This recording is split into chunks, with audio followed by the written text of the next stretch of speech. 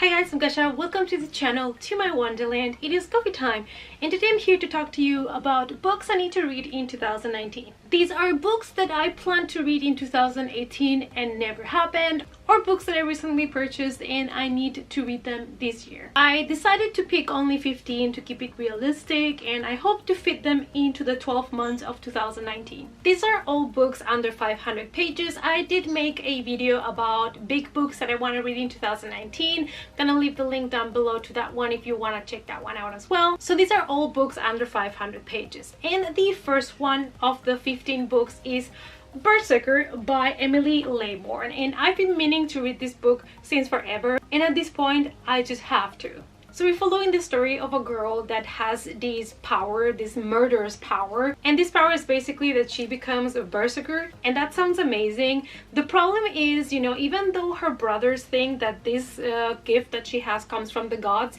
she thinks it's a curse. But just the idea that she's a berserker and this bloody beautiful cover, I just need to get to it. The other book I really want to read is Want by Cindy Pon, and we live in a world where there's a lot of pollution, and only if you are rich you're able to get these suits, that delay getting sick or even death. So basically it's a world in which if you're poor you die, and if you're rich you stay alive, and it's supposed to be a science fiction, and look at this cover.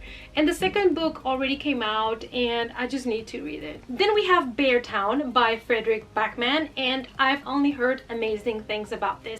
And it is a thriller based in a small town where there is these hockey team and something happens. I didn't want to, get too much information. I like to go into thrillers knowing also as less as possible. And it's supposed to be so good. And the second book already came out as well. So I really feel like I need to get to it. I was meaning to read this in winter 2018 and it didn't happen. But it has to happen now. Then we have The Bone Witch by Rin Tupeko, and it is book one in a trilogy. All three books are already out, so I need to read this. What sold me, apart from this stunning cover, it's the story, because we follow this girl that is being basically ignored and casted away just because of her special power, because she's not a regular witch, she's a necromancer, and she had no idea until her brother dies and she basically brings him back from the dead, and that's how she discovers her power.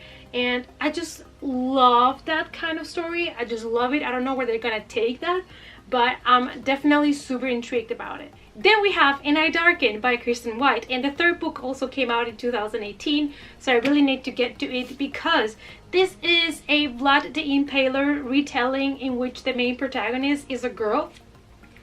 That is totally 100% my jam. And I just discovered this book this year. Where have I been? And I really need to read this, and I am dying to know what they did with the story. Next we have Scythe by Neil Shusterman, and what intrigued me about this book is the new retake on a futuristic world in which basically death doesn't exist, so people don't die by natural meanings anymore. And in order to avoid overpopulation, there is this kind of job where you can just go and be a scythe, and I don't know how they do it, but they kind of select who's gonna die and they have to kill them or something like that.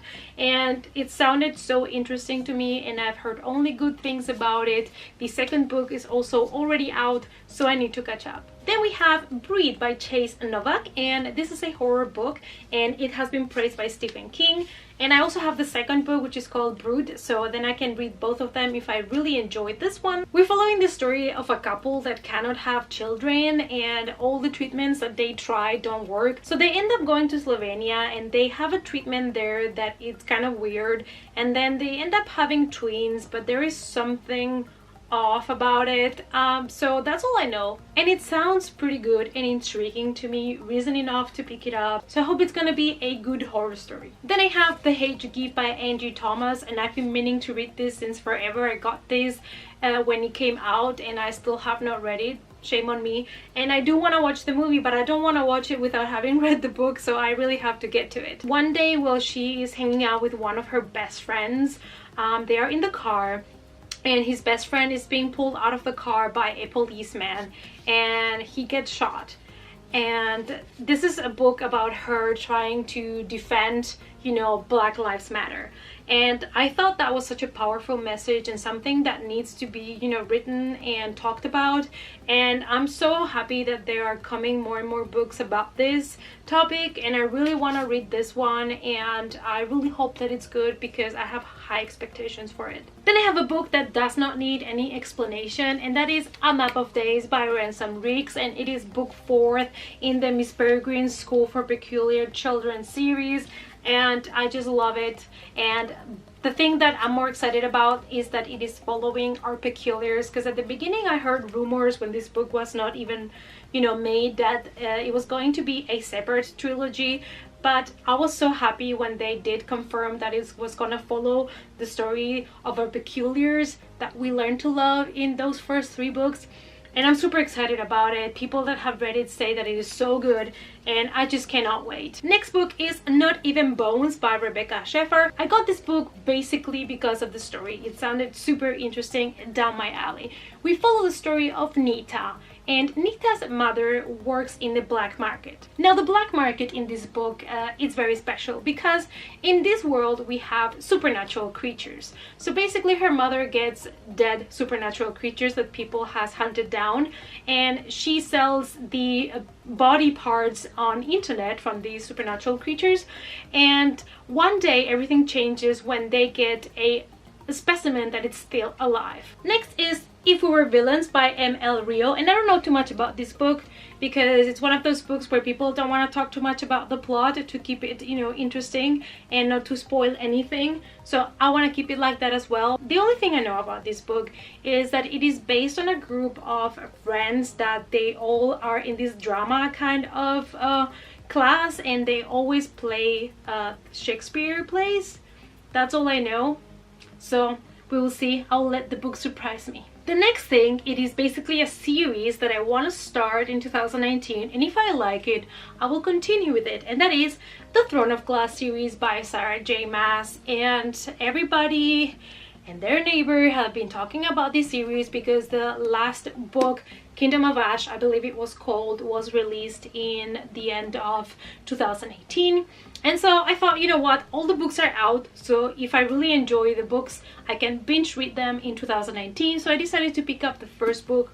I don't really know much about it, and I just know that it is a fantasy book about this girl that I think she needs to become a killer or something like that to save her life.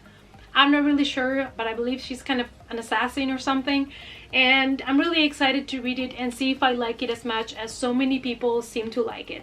Next we have To Kill a Kingdom by Alexandra Christo. All I know is that it has to do with mermaids, and it is supposed to be a dark story, and I think the queen is jealous or doesn't like this girl, and she decides to turn this mermaid into what mermaids hate the most, which is humans. So it sounds like a retelling from The Little Mermaid, and I can't wait to read it. Next we have Shadow of the Fox by Julie Kagawa, and I got this book in an owl crate, and everybody has been including it in their, you know, best books I've read in 2018, and I was like, I need to read that book. I mean, the story already sounded interesting, and now that I'm hearing so many people loving it so much, I even want to read it more. It even has in the end a little kind of glossary with some of the Japanese words, so I'm guessing they actually use Japanese words throughout the book, which is amazing. It is about a shapeshifter that can turn, I'm guessing, into a fox, and he's on a mission to recover some kind of scroll or something like that, and it is based in Japan. So I'm super excited to read it, and I hope that it is a little bit different from everything else, and I hope it does not disappoint. And last but not least, we have The Astonishing Color of After by Emily X.R. Pan. And since I got this book, I've been meaning to read it, and it never happened in 2018, but I really want to. Everybody says that the writing style is just so beautiful, but I also have the feeling that the story is gonna break me. It is the story, all I know, of a girl that loses her mom. Her mom passes away, but then she starts to believe that her mother has been reincarnated in a bird. And this just sounds so magical and so tragical at the same time, and I'm really excited to read this. So those were 15 books that I plan on reading in 2019. Will I make it? we will see. We will see. Maybe I'll make a video next year of the big books and books that I promised to read in 2019. See if that happened or not. That could be a video idea. Let me know down below which books you really must get to in 2019, especially books that you were supposed to read in 2018, but it didn't happen. We all have those. It's okay. It's okay. We're together in this. Thanks so much for watching. Give the video a thumbs up for support. Subscribe to the channel. All my other social medias listed down for you guys. And I hope to see you all in the next coffee time. Bye!